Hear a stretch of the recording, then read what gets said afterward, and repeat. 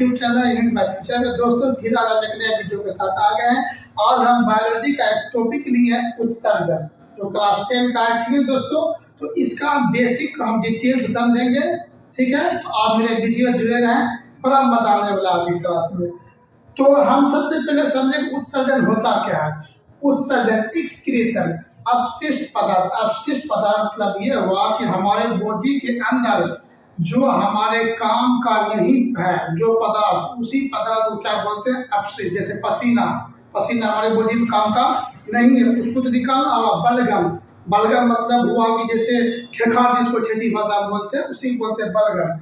ये सब carbon dioxide हमारे शरीर में उसकी आवश्यकता नहीं है, उस सारा का सारा पदार्थ क्या कहलाता है, अपशिष्ट पदार्थ कहलाता है। तो इसकी परिभाषा में से बोल सकते हैं अपशिष्ट पदार्थ को शरीर से बाहर निकालने की प्रक्रिया क्या कहलाता है, उत्सर्जन, ठीक है। इसको हम थोड़ा एग्जाम्पल समझाते हैं। जैसे कि मान लीजिए क्लास है, क्लास में अगर एक बच्चा को खचरपट्टी करा, उसको हमने निकाल दिया, यानी उस क्लास में उस बच्चा की जरूरत नहीं था, तो वो बच्चा हो गया अपशिष्ट पदार्थ, ठीक ना।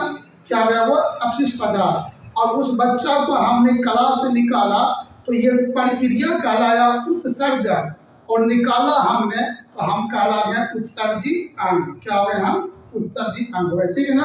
तो हम 5 तरह से हम अपने बॉडी से जो है अपशिष्ट पदार्थ को निकालते हैं। पहला क्या है, त्वचा। त्वचा के जरिए हम इसको निकालते हैं, पसीना को निकालते हैं, ठीक है बच्चों। और सीबम को निकालते हैं। सीबम मतलब क्या था, नाक पे जो पसीना हो जाता है, चिपचिपा पदार्थ हो जाता है, उसी को बोलते हैं सीबम। और नमक निकालते हैं। नमक मतलब ये हुआ कि पसीना क्या होता है, वो नमकीन होता है, तो पसीना के साथ नमक भी निकालता है। जैसे गर्मी के टाइम में आप देखा होगा कि हम लोग का अगर कपड़ा भीग जाता है पसीना से, तब फिर वो सूखने के बाद क्या होता है, वो व्हाइट हो जाता है। किसके कारण, वो नमक के कारण। अब हम समझेंगे फेफड़ा। फेफड़ा द्वारा हम किसको निकालते हैं, कार्बन डाइऑक्साइड को निकालते हैं, जो हमारे बॉडी में उसकी आवश्यकता नहीं है। बांस को निकालते हैं। ठंड के टाइम में देखते होंगे हाथ करते तो मुंह से धुआं निकलता है ना, वही हुआ बांस। तीसरा क्या, बलगम। बलगम भी समझा चुके हैं, खेकार जो हम लोग का होता है, तो वही सब क्या कहलाता है, एक तरह से बलगम कहलाता है। उसको भी हम बॉडी से क्या करते हैं, इंक्रीज करते हैं, निकालते हैं, ठीक है ना। और ये बड़ी आंत, बड़ी आंत तीसरा हो गया उत्सर्जी अंग, बड़ी आंत हुआ।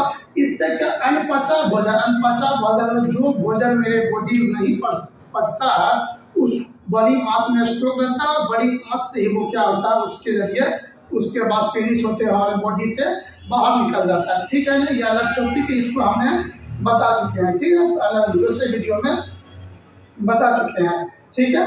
उसके बाद यकृत। यकृत क्या करता है, ये लीवर अमोनिया को यूरिया में परिवर्तित करता है। हमारे बॉडी के अंदर जो होता है, यूरिया का निर्माण नहीं होता है, हमारे बॉडी के अंदर अमोनिया का निर्माण होता है। और वो अमोनिया को जो है यकृत यूरिया में क्या करता है, परिवर्तित कर देता है। और वही यूरिया का पेशाब के बना के वो वृक्क जो है, वो यूरिया को पेशाब में परिवर्तित करके पेशाब के जरिए क्या करता है, वो उत्सर्जित कर देता है, यानी बॉडी से बाहर निकाल देता है, ठीक है बच्चों। और वृक्क हमारे बॉडी का सबसे मुख्य, हमारे शरीर का सबसे मुख्य उत्सर्जित अंग जो होता है, वो वृक्क ही होता है। इसीलिए हम वृक्क के बारे में 2-4 पॉइंट और समझेंगे। वृक्क क्या करता है, रक्त को छानता है, ठीक है ना बच्चों। वृक्क का काम क्या होता है, रक्त को छानना, यानी रक्त के जो आता है वृक्क के पास, उसमें जितना भी अपशिष्ट पदार्थ था उसको छान लेता है, ठीक है। उसके बाद फिर रक्त को फिर छोड़ देता है। फिर अगला क्या पॉइंट देखिए, पेशाब का निर्माण करता है। वृक्क क्या करता है, पेशाब का निर्माण करता है। और आम्ल एवं क्षार को नियंत्रित रखता है। हमारे बॉडी के अंदर आम्ल क्षार कितना होना चाहिए, उसको नियंत्रित रखने के काम भी कौन करता है, वृक्क करता है, ठीक है बच्चों, समझ में आ रहा है। यह जहर को निष्क्रिय बनाता है। इसके मतलब क्या हुआ कि जैसे कि मान लीजिए कोई आदमी जहर खा लिया, ठीक है ना, कम मात्रा में खाया, तो वो जो वृक्क क्या करेगा, उसको निष्क्रिय बना देगा, नॉर्मल कर देगा। लेकिन अगर वो ज़्यादा मात्रा में आदमी खा लिया, तो वो कितना निष्क्रिय करेगा, फिर आप ज़्यादा बीमार हो सकते हैं, आपकी मृत्यु भी हो सकती है, ठीक है ना।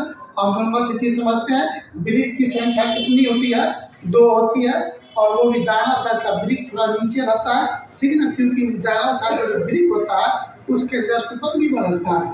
और उसका भार कितना होता है, 140 ग्राम होता है, ठीक है ना।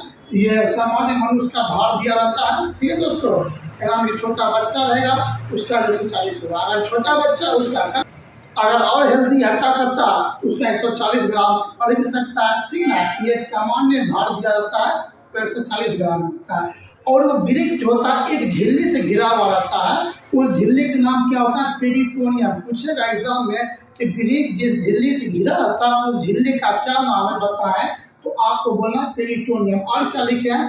वृक्क के संरचनात्मक एवं क्रियात्मक इकाई क्या होती है? नेफ्रॉन होती है। ठीक है दोस्तों, इसको याद रखना है। वृक्क का इसका मतलब ये हुआ कि वृक्क का जो निर्माण होता है बहुत सारा लाखों का लाख जब नेफ्रॉन आपस में मिलता है तब किसका निर्माण होता है? वृक्क का निर्माण होता है। और करीब लगभग 8 लाख नेफ्रॉन मिलकर वृक्क का निर्माण होता है। जिस तरह से उत्तक का निर्माण कैसे होता है? उत्तक का निर्माण होता है कई सारे लाखों की लाख कोशिका जब आपस में मिलता है तब किसका निर्माण होता है? उत्तक का निर्माण होता है।